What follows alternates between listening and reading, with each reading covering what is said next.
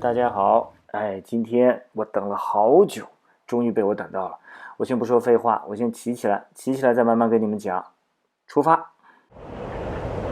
不怕大家笑话啊，早上5点钟的时候就睡不着了，就醒了。醒来之后，自己一个人下到车库里边，看看车，哎呀，感觉还是不行。你看5点多的德国这会儿呢，只有5、6度啊，觉得太冷了，不行，又得上楼。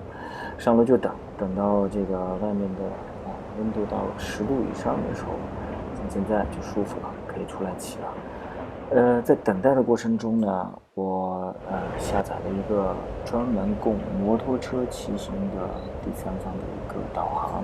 当然说宝马自己也有配导航，宝马的导航也非常好用，但是呢，它就没有一个帮你编辑一个行车路线的这么一个功能。比如说以家为中心，咱今天就想出去骑200公里，没有目的，从家出去200公里以后再回来。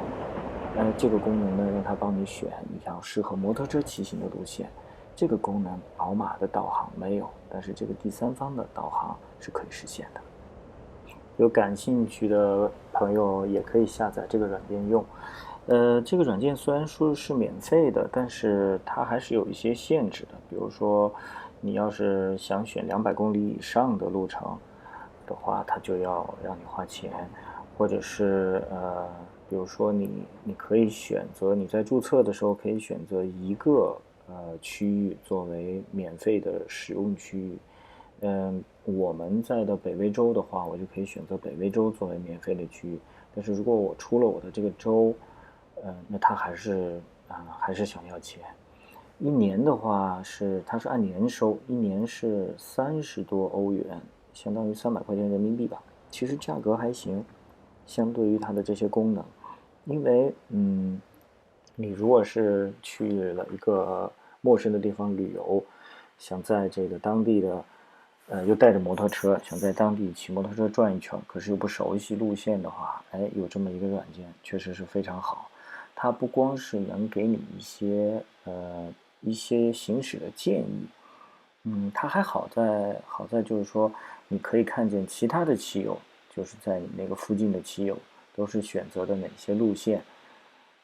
然后这些路线还有打分的，有的呢还有把它的这个照片也给放上去的。这怎么堵着了？堵了也进去看看。那导航让我从这儿走。对，说到导航呢，这个导航它好就好归好吧，但是它没有及时的交通状况的播报。也就比如说像这条路已经被堵起来了，但是他也不知道，他还是让我从这儿走。今天还有人在这儿修路，看，还真有人上班。今天是5·1啊，5·1还有人加班修路，这在德国也不常见。前面能过去吗？好像过不去。我看前面立牌子了，堵起来了，过不去。看一看有没有别的路，从这儿能不能拐？拐不过去，那只能调头喽，调头回去。调头，这个车调头很舒服啊，这个车调头非常非常容易，完全没有压力，很舒服。对，说到这个导航，它就缺这个功能。它如果有了这个功能的话，那就更舒服了。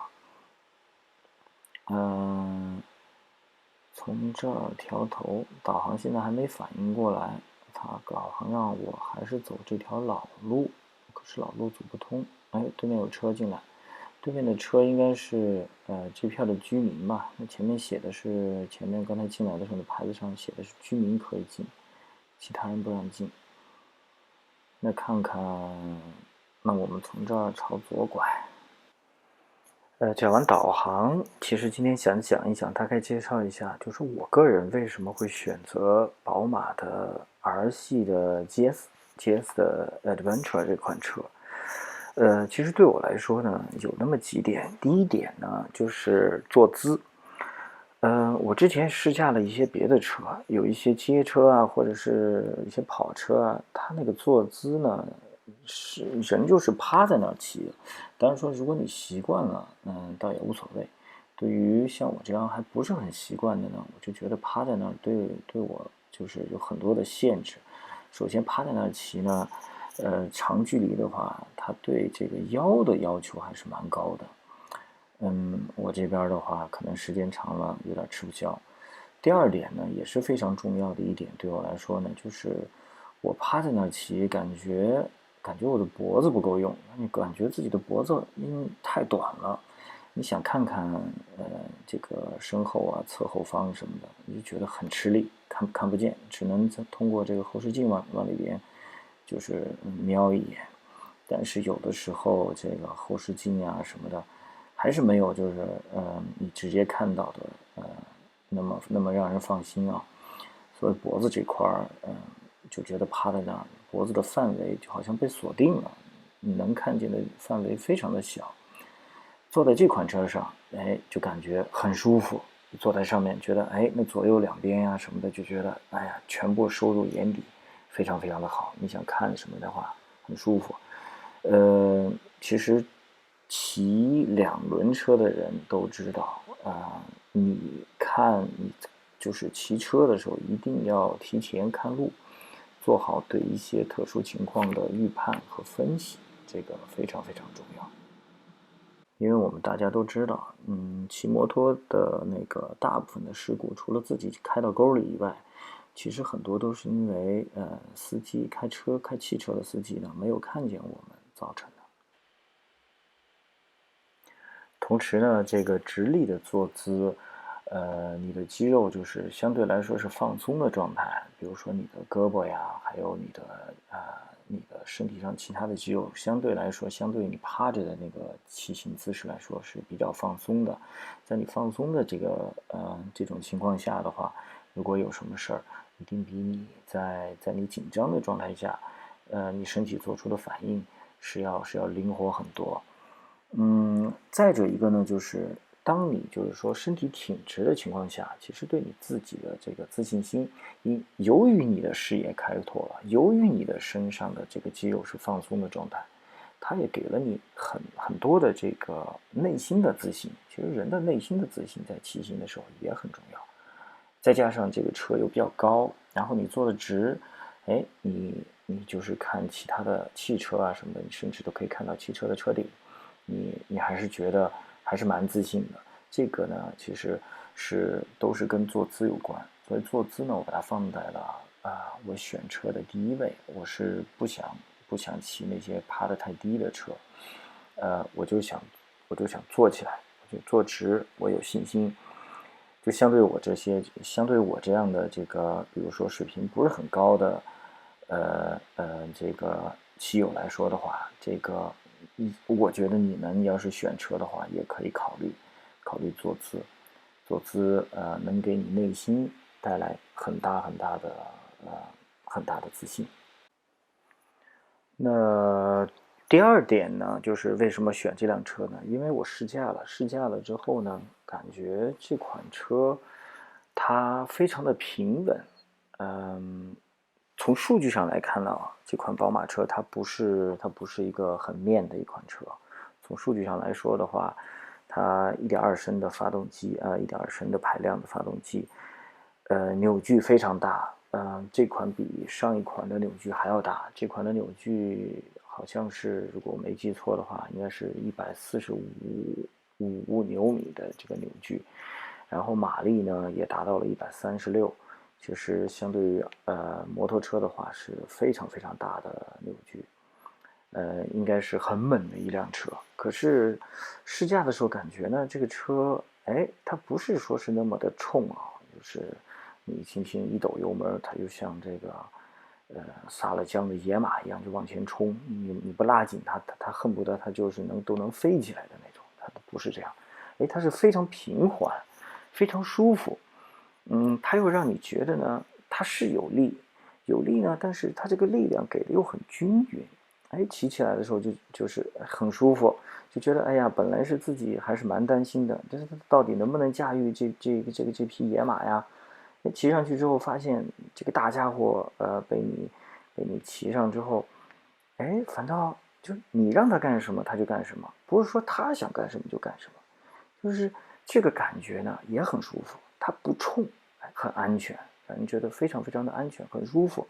再加上这款车又大，它的油箱非常非常的大，你是坐在这个车里边的感觉，而不是骑在它上面，是感觉是坐在它里边，感觉非常的舒服。这就是第二点，这个车让人觉得很安全，非常安全，很舒服。说到发动机呢，我这里再多说两句啊。宝马的这款 Boxer 摩托，是在全球也是非常有名的啊。提到宝马摩托车的话，都是离不开 Boxer 摩托。我之前也有试了些宝马的其他的这个发动机啊，比如说 K 系啊，还有 S 系啊，那些车的那个发动机的转速可以提得非常高。一转到1万多以上，哇，那个声浪听的都是这声音非常非常的非常好听。而这款发动机呢属于低沉的是砰砰砰砰砰砰砰这样的，就听起来呢就是很低沉，也很好听。那这款的发动机的特点是什么呢？它的扭矩大，但是它输出的这个马力呢却没有那么大，转速又提不上去。它的这个特性呢，其实有点像这个柴油发动机。柴油发动机也是扭力很大，做拖拉机噗噗噗噗噗的，但跑不快，转速提不起来。它这款发动机，有这个特点啊，有这个特点呢，那它用在这里呢，就是为了它的扭矩。它这扭矩呢，是大家都知道，扭矩是用来提速啊，或者是拉动。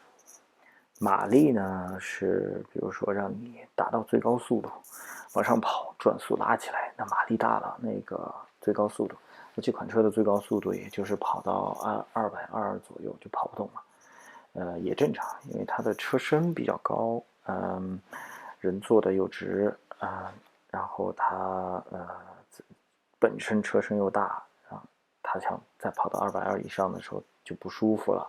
而且车子呢也没有那么稳了，跟那些跑车比的话，它是完全不是一种结构，所以不能在那方面比。但是它这个扭矩其实是它的一个很大的优势。可是我在试驾的时候，我还真没感觉到。我试驾的时候刚一骑上去，我就觉得，哎呀，这车这不对吧？是不是宝马它把数据搞错了呀？这车怎么这么面呢？怎么跑不起来呀？感觉。因为这款车Adventure 这款车的油箱大，加满油就已经是260多公斤，比如说再带2个人，那加在一起的话，那就400多公斤了。就感觉这个车，我当时就怀疑它跑不跑得动啊。结果呢，后来又骑才发现，原来是这样的。就它这个前边低转速的时候，整个车非常的平稳，到了5500转以上的时候，你突然就感觉到了，好家伙，这车就开始有劲儿了。你明显感觉到它好像是那股力量，就是藏在后边的那股无止境的力量就开始来了。然后你就是转速往上加，就感觉它往前冲，哇，好舒服，那感觉一下就起来了。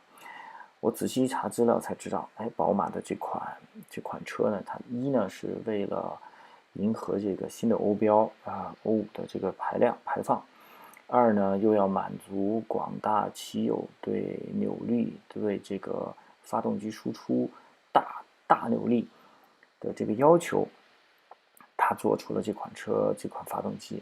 这发动机呢，叫 Shift Cam。它这个 Shift Cam 其实是什么意思呢？就是在它的这个凸轮轴上啊，它平时它有一个凸轮，它这次它放了2个凸轮，也就是说在低扭矩的情况、低转速的情况下呢，它用的是小凸轮。小凸轮呢，这时候就直接影响了你的这个进气阀门，它把你进气阀门驱动开的那个角度啊，就比较小，那你的进气呢就受到了限制。这时候呢，这个车呢，为了你经济性，它油耗比较低，然后排放又低，但在你在5500转以内的时候去骑呢，感觉它确实是不是那么有力。当你需要这个力量的时候，你可以把转速提起来，提到5000转以上，哇，你就感觉这时候它这个凸轮轴的这个上面这个大凸轮就推动了它的进气阀门啊，更多的空气进来。那更多空气进来了呢，那这个车它身后隐藏的那股力量就呜就推出来了，哎，那真是舒服啊！这种技术其实在汽车上被应用的还是蛮多的啊，但是在摩托上我好像还没有见过其他地方用。其实这个技术也相当于什么？相当于这个比如说相当于涡轮增压。涡轮增压也是，当你这个扭矩转速没有到的时候，那它那个涡轮就没打开。当你转速到了一定的转速了之后呢，那涡轮就打开了。涡轮一打开，那它就给你更多的气，就给你就进入了发动机的燃烧舱。这时候你发动机就可以达到更大的这个输出功率，然后你排气也就大了。哎，这样的话，当你不需要那么大力量的时候，你这个车又省油，又没有那么冲，又舒服。然后当你需要的时候，一给油，好家伙，那个力量一出来，那你也是非常非常舒服，非常舒服。那么第三点呢，为什么选了这款车呢？也是有一个原因是，因为有家庭嘛，有家庭的话，那你出门就总不能一个人自己出去玩，把人都扔家里，是吧？你偶尔还得带个人出去。那别的车款的话，那他的人坐在后边不舒服，稍微一抓不紧，哗啦人就把人甩到马路上了。那这款车，那坐在后边就像坐在家里沙发上一样，非常舒服。哎，这也是选这款车的一个理由，就是选这个车型的理由。那至于为什么这么多车型，你还有本田的那个飞霜，你还有这个 KTM 的车，你还有什么其他的车型，杜卡迪啊什么，你都可以选。为什么我又选了宝马了呢？这个呢，也有两个原因，一个呢是宝马的经销商多，哎，就布的这个整个德国到处都是，一出门都是宝马的经销商。然后呢，我随便找了个经销商就约了一下呢，哎，第二天就约到试驾了。那其他的那些本田的我也约了，发了邮件，打了电话。一会儿又说这个疫情之间，没法试驾，一会儿呢，反正总之一堆的事儿。哎，到最后我车都已经买好了，车就提了，他才跟我说，再过2个星期才给我试驾，那他不就晚了吗？第二点呢，也是因为它宝马嘛，它宝马这名字真正听起来就猛，它宝马。本来我就一直就有这个梦，就想有一个自己的好的车。那你有这么长时间的一个梦，那你要选的话，那有条件的情况下，那你为什么不选宝马呢？对吧？虽然说宝马这么多年，最近这几年一直在这个摩托车的质量这个排行榜上，都是很靠后的，跟日本车的质量是没法比。但是，他毕竟他这个名声也是在外的，因为虚荣心作祟也是很大的原因。就觉得那不买宝马的话，那买什么呢？你买个本田，哎呀，这嘴都张不开。其实不是其他的意思啊，就是说本田也是很好的车，但是呢，作为这个呃这个叫什么呀？这个，你们都明白的啊。那到最后的话，那能选，那我肯定还是选宝马。所以，终于这些出于这些考虑，这些因素加在一起，哎，到最后那就选了宝马。那选了宝马的话，那就选宝马的 GS 明星款。那可能有的朋友会说，哎，你说了这么多，那你说这些都没有说到要点上。你买这款车，人宝马这款车，Adventure 这款车给你做出来，人家是让你越野的呀，你都不越野，你为什么要买这款车呢？你买的不对。其实吧，我的理解，宝马其实这款车呢是在德国连续很多年都是销售冠军。不是说是在越野车里边它是销售冠军，也不是在长途车里，而是在所有的车、所有的品牌里边，它是销售冠军，它的这个价格，在德国，也是属于比较贵的，那它还是销售冠军，它一定是非常非常清楚他自己在干什么。那是什么意思呢？就是说，这么多买这款车的人，他们肯定不是或者不单是因为越野的功能去买这款车。越野的功能，对这么多的人真的有那么大的吸引力吗？其实不是，因为首先在德国，你想找个地方越野就很难。你随便找个地方，找个树林啊什么进去骑一骑，那都是非法的，都是不被允许的。你要想越野，你只有在这个仅有的那么几个，比如说摩托车公园里边，你可以去骑，可以去越野。当然说那也不是很方便，你还得约时间，还得买门票，你还得这还得那的一堆的事儿。那这款车还是卖的这么火，那它一定就是作为宝马来说也好，还是作为消费者来说也好，大家心里都很清楚，你的这个越野的功能，只是你可以越野，只是我想，就是说我骑100次里边可能有那么0.5次我是用来越野的，但是绝对不是这么多人选择这个车型的主要的原因。那为什么这么说呢？就比如说，那现在的 SUV， 你选一个保时捷的卡宴 SUV， 你说我买这款车，你都不越野，你为什么要买这个保时捷的这个卡宴呢？其实不是这样的，因为宝马这款车它做就做得好，它给骑行者很大的自信，然后呢，骑起来又非常的舒适，然后你又可以骑着它去长途旅行。当你有一些沟沟坎坎的时候，你可以过去，你不需要去多想，而不是说，这些人是为了找这些沟沟坎坎去骑这个车的，不是这样的。所以说，宝马呢想得很明白，它这款车卖的之所以好，不光是它的这个市场做得好，而是说它真正的知道了广大的骑行爱好者他们想要的是什么？我们刨去那些，比如说是专业的想去搞越野的，专业的他就是想骑快，想骑这个赛道车的，刨去这些的用户群以外，其实大部分的人就是图安全、舒适，而且在你想开快的时候，他也能跑得快；你需要力量的时候，他又给你无限的力量。这几方面综合在一起呢，是广大的人买这款车的真正的原因，也是我选这款车的原因。这只是我自己一点点拙见。好了，今天就说到这儿。希望喜欢我节目的朋友呢，订阅、点赞、留言。下次再见。